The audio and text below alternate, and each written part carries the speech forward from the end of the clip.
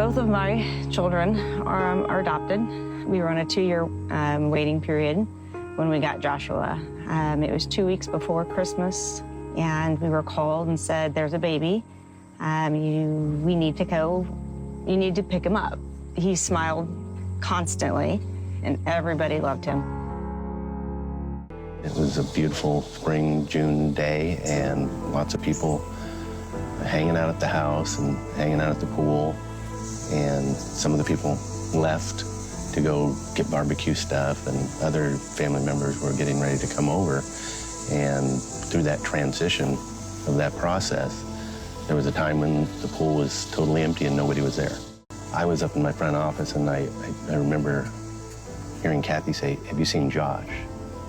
And when you hear those words about a child, your heart drops, you know, you swallow hard. But then I started moving out of my office immediately, and then I heard her scream.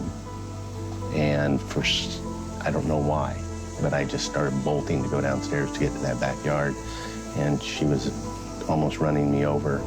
And my brother-in-law was right there too. And so all three of us got out there, and she had seen him in the backyard floating in the pool. I walked up to the pediatric ICU, and Kathy was laying in bed next to Joshua with all the tubes and everything.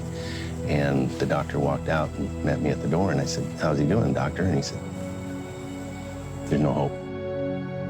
It was a hard decision to take him off all the life support because I didn't want to let him go. We kept searching, how do we get something good to come from this, even at that moment, trying to just grasp for something good to happen out of what you get. It's like getting hit upside the head with a 2x4 is what it's like.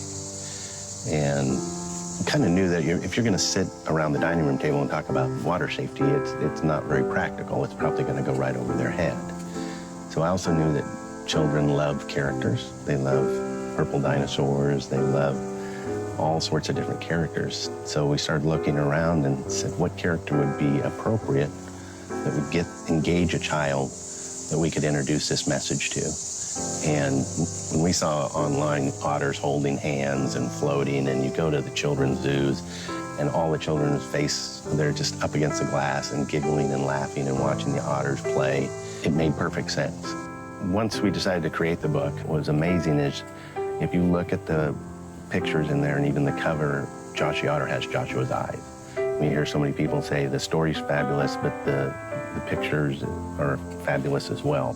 And that was the whole point, is how do we engage children, not scare them, but get them to start automatically thinking the way that they do. And if they go into a swim school and they're not scared, they go in and say, hey, I want to be like Josh the otter. And they're excited to go in and learn. And that's what we need to be driving home with kids. And it's just a question of how many kids we can reach with it. How do we start the conversation? Drowning prevention is such it's such a vast, diverse problem. And there's so many different aspects of it that we as society need to do to make a difference. Whether it's learn to swim or fencing or alarms, all the different things that we need to do, but we need to start the conversation.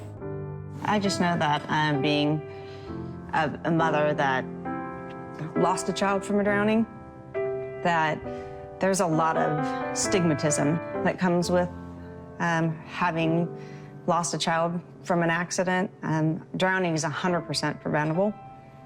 And if we can create the education and the awareness out there, we will continue to save lives in many countries, many states, and local communities throughout the world.